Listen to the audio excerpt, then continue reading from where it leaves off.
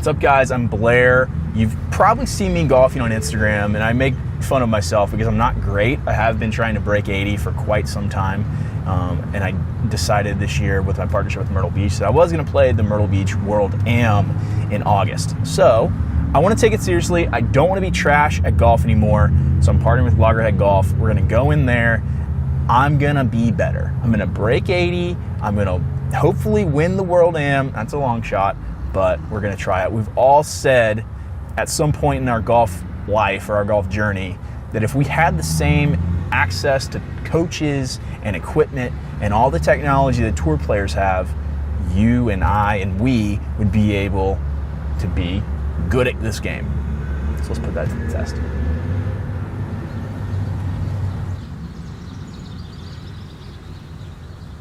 So we made it to Loggerhead. I'm gonna go inside, meet one of my coaches, Daryl, and get this thing started. Blair, good morning. What's up, brother? What's up, man? How are you? Good to see you, man. Good to see you too. Ready to get this thing started? Let's go. Let's do it.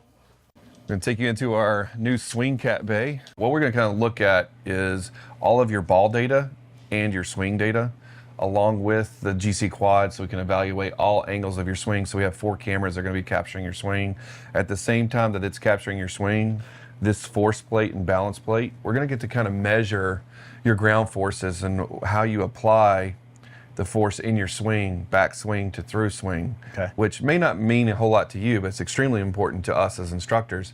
And it's going to give us a game plan into how we're going to help you, you know, and how we want to attack your golf swing, basically. I think everybody should have their own unique golf swing. That's why DJ's looks different than Tiger's. Yeah.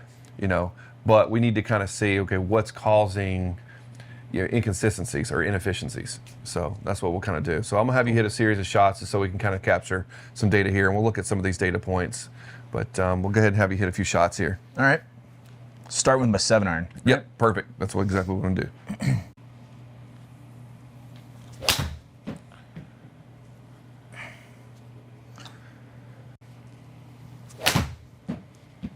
There we go. Pretty clean strike there. We like to kind of evaluate on a 1 to 10 scale. Okay. So if you felt like, you know, solid wise, that was about 7. Yeah, it was about 7 for sure.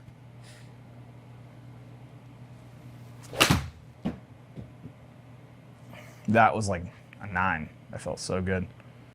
Typical miss hit. If you're going to miss in one direction, where's it going most of the time with an iron? Because it could be different with a driver. Yeah. You know, lately I've been hitting like a pull hook with my irons. And that's been my miss. With driver and with longer, like from 5-iron up the bag, it's a slice. Yeah. Because I have suffered in the past from coming over the top and getting really flippy with it. And that's pretty conducive to what I see here on, you know, the quad club path being a little outside in with a closed face. That's going to put us in that position. See, there it is. That's the one, right? Yep. Yep.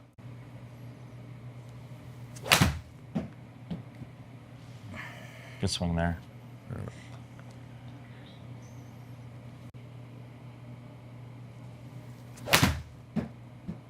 How was that one? That was as good as I can hit it.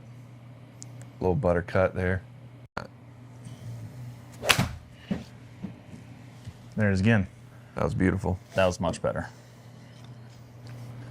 So what are these dots for? I see them like every time I come in here and do a little spec check or whatever. You put these dots on my club. So the dots on the golf club are reflective dots. So GC Quad is a 4 quadrilateral camera system. It allows us to kind of dive deeper into face angle, impact, where your actual strike location is on the club. So it kind of just helps us diagnose what's going on through impact a lot better, and a lot more, you know, fine. It's Healy. A little bit. We can fix that though. So, you know, this might be a product of not only swing, but we might need to take a look at, you know, how the club is bent. Yeah. You know, because as your swing evolves and changes, we need to kind of manipulate our clubs. I mean, a lot of the guys on tour, they're bending their clubs every week. Yeah. So that's gonna be easy. Yeah. Yeah. We need to use his body. Very shoulder dominant. Mm-hmm. All right. We're going to get a few swings now, get some data points with the driver. Yeah.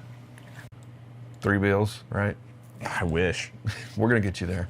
That's the real goal. Well, yeah, breaking 80 is nice, but I just want to hit it over 300. How was that strike? That was pretty good. Pretty good? Yeah. That was pretty good for me. See, this is going to be the most humbling part of this. People you see online, they're like, oh, I hit it like 290. 230, I think that was. 233 total distance. Yeah. Just really bring myself down to reality here. I mean, but, I wouldn't beat yourself up too bad. I think it's that, fine. Hey, that's what this is for, right? Yeah, Like I'm launch angle, I'm not gonna a little BS high. people. Like, I am athletic, but club head speed of 102, ball speed of 140, a little bit more backspin than we should have. Really, Carry the launch 220. angle is the main concern. Yeah. And then the question would be, why is the launch angle so high? Yeah. Are we adding lofted impact? What that kind of starts a question, and we kind of work backwards from there to kind of ask ourselves why. Yeah. And once we understand the why, we can fix it. Just off the jump. Yep. Or is there anything that you see on the numbers that is alarming to you? Yeah, Nick, can you go to the table for me, please? So if we go down to where it says driver, and we're collecting your data points here, I'm taking a look at what are we leaving on the table, and having that higher launch angle with that higher spin rate is causing us to lose distance. Okay, so that's going to be, and then the question is of why are we doing that?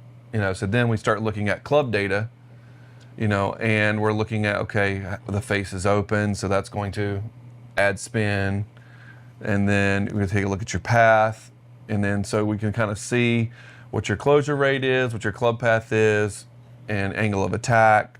Your angle of attack is actually pretty good. Mm-hmm. You are hitting up on it, which is what we want to do with the driver. Mm-hmm. But the concern would be is how much open that face is relative to the path.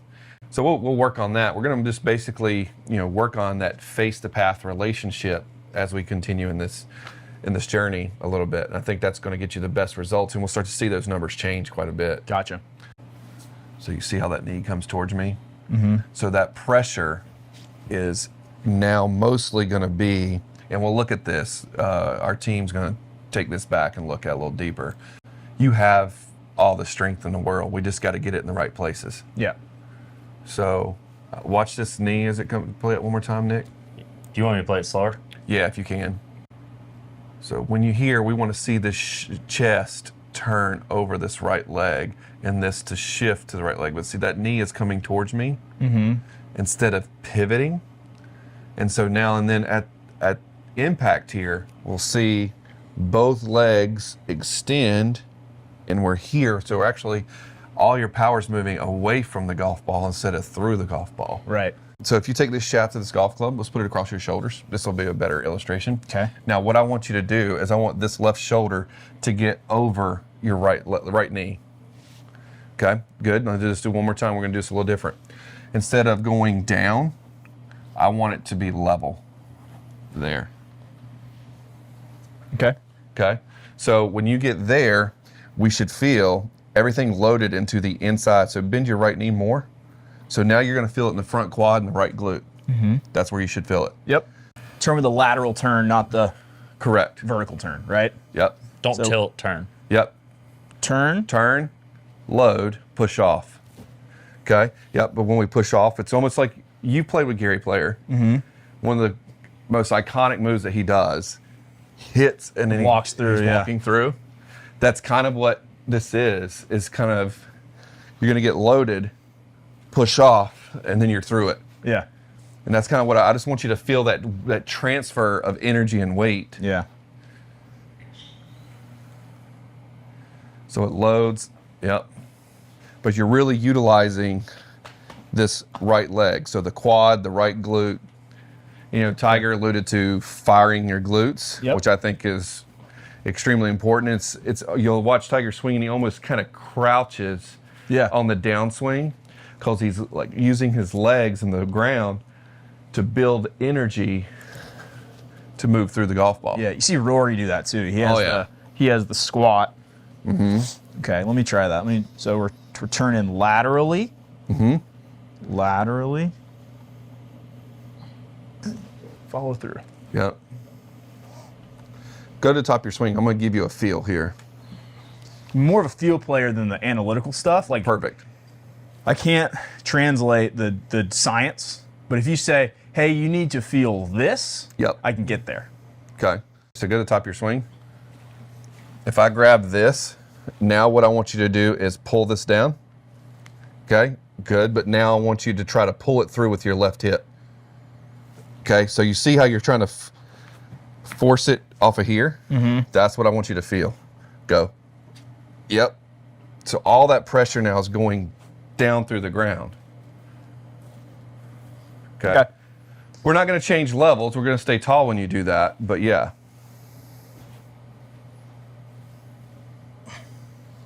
I'm gonna hit one slow. Do it. And speed it up.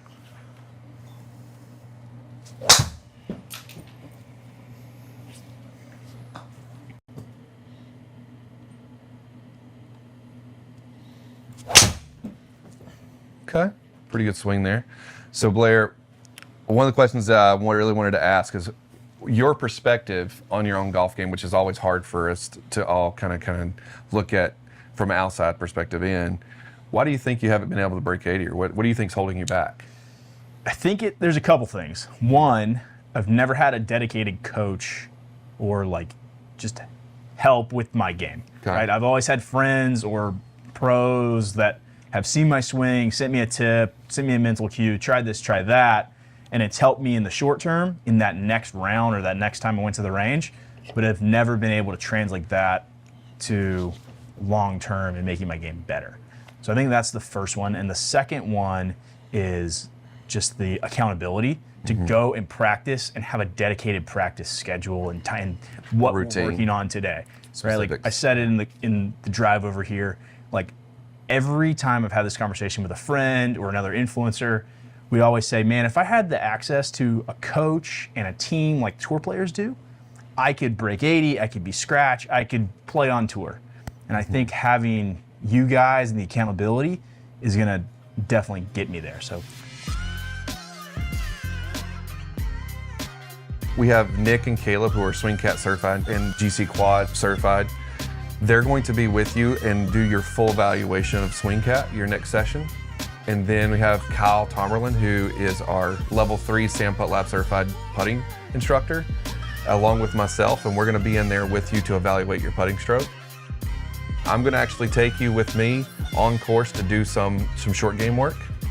And I think what's going to be great is you need to be a Swiss Army knife around the greens. So it's being able to pull different shots out of your bag in different situations, and then how to approach those shots. Lastly, we're going to have Nick and Caleb back on the course with you to kind of talk about the mental side of golf, and then help you through around the golf, how you should be thinking, and then how to approach around the golf. You know, how to approach a hole, how to break it down. we just finished up at Loggerhead Golf, got my baseline session or orientation, whatever you want to call it, done. I got a lot of work to do, but it was a great starting point. I got a lot of good data. If you like this, don't forget, follow the channel. You can subscribe. You can follow me at Blair Wheeler, follow Loggerhead Golf.